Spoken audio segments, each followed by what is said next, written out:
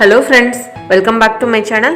இன்னைக்கு நம்ம A&M noodles வச்சு egg noodles ரொம்ப டேஸ்டா எப்படி பண்றதுன்னு பார்க்கலாங்க.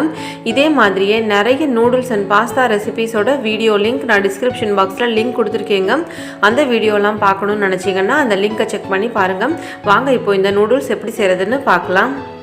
கடாயில 1 டேபிள்ஸ்பூன் அளவுக்கு எண்ணெய் சேர்த்திருக்கேங்க. இதுல ஒரு பெரிய வெங்காயமும் ஒரு பச்சை மிளகாயும் நல்லா பொடிசா கட் பண்ணி சேர்த்திருக்கேன். இந்த வெங்காயம் பச்சை மிளகாய் நல்லா வதங்கட்டும்.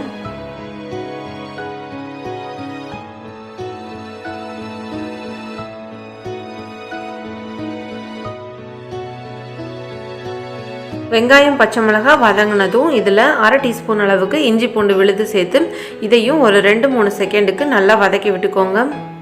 அடுத்ததா ஒரு மீடியம் சைஸ் தக்காளி நல்லா பொடிசா கட் பண்ணி சேர்த்துக்கிறேங்க. இந்த தக்காளி நல்லா வதங்கட்டும். இந்த தக்காளி வதங்கிறதுக்காக இதை நம்ம ஒரு 2-3 நிமிஷத்துக்கு ஒரு லிட் போட்டு க்ளோஸ் பண்ணி வச்சிடலாம். ஸ்டவ்வை லோ ஃப்ளேமில் வச்சு இதை ஒரு லிட் போட்டு மூடி வச்சிடலாங்க. இந்த தக்காளி நல்லா வதங்கி வரட்டும். இப்போ ஒரு 3 நிமிஷம் ஆயிடுச்சுங்க. இப்போ நம்ம ஓப்பன் பண்ணி பார்க்கலாம். இந்த தக்காளி பாருங்கள் இப்போது நல்லா வதங்கி வந்துருச்சு. அடுத்ததாக இதில் நான் காரத்துக்காக ஒரு 1/4 டீஸ்பூன் அளவுக்கு மிளகாய் தூள் சேர்த்துக்கிறேன். உங்களுக்கு இதை விட இன்னும் கொஞ்சம் காரம் அதிகமாக வேணும்னு நினச்சிங்கன்னா ஒரு 1/2 டீஸ்பூன் அளவுக்கு சேர்த்துக்கோங்க. அடுத்ததாக இதில் 1 டீஸ்பூன் அளவுக்கு சோயா சாஸ் சேர்த்துக்கிறேன். சேர்த்துட்டு இதை இன்னும் ஒரு 2-3 செகண்ட் நல்லா வதக்கி விட்டுக்கோங்க.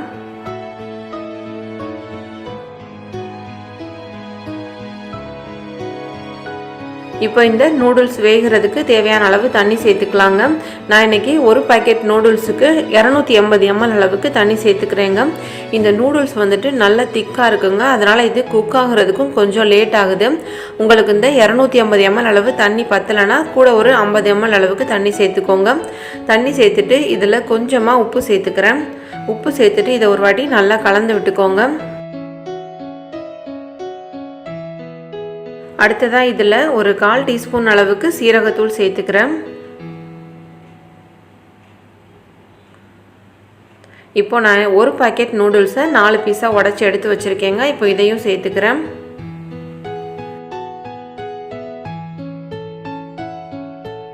இந்த நூடுல்ஸ் கூடவே கொடுத்துருக்குற இந்த டேஸ்ட் மேக்கரையும் சேர்த்துட்டு இதை ஒரு வாட்டி நல்லா கலந்து விட்டுக்கோங்க.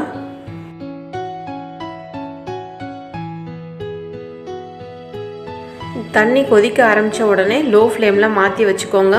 நல்லா கலந்து விட்டுட்டு ஒரு லிட் போட்டு மூடி ஒரு 7-8 நிமிஷத்துக்கு இதை நாம் குக் பண்ணிக்கலாம்.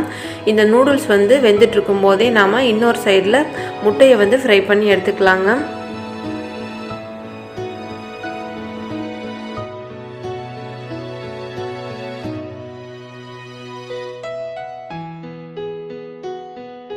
இப்போது வேறு ஒரு கடாயில் முட்டை ஃப்ரை பண்ணுறதுக்காக 1 டீஸ்பூன் அளவுக்கு எண்ணெய் சேர்த்துக்கிறேன். இப்போ இதில் ஒரு 2 முட்டை சேர்த்துக்கிறேன். கொஞ்சமாக உப்பும் ஒரு 1/4 டீஸ்பூன் அளவுக்கு மிளகுத்தூளும் சேர்த்துக்கிறேன். மிளகுத்தூள் உங்கள் டேஸ்ட்டுக்கு ஏற்ற மாதிரி 1/4 டீஸ்பூன்லேருந்து ஒரு 1/2 டீஸ்பூன் வரைக்கும் சேர்த்துக்கோங்க.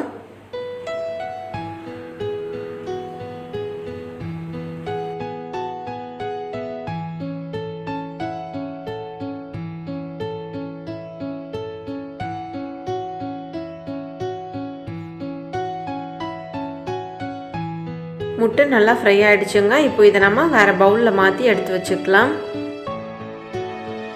இப்போது 8 நிமிஷம் ஆகிடுச்சுங்க. ஓப்பன் பண்ணி பார்க்கலாம். இந்த நூடுல்ஸ் முக்கால்வாசி நல்லா வெந்துடுச்சுங்க. இந்த அளவுக்கு தண்ணியாக இருக்கும்போதே இதில் நம்ம ஃப்ரை பண்ணி எடுத்து வச்சுருக்கிற இந்த முட்டையை சேர்த்துக்கலாங்க. கொஞ்சம் நீங்கள் தண்ணியாக இருக்கும்போதே சேர்த்துக்கோங்க. அப்போ தான் இந்த முட்டை நூடுல்ஸோட நல்லா மிக்ஸ் ஆகி உங்களுக்கு நல்லா டேஸ்ட்டாக இருக்கும்.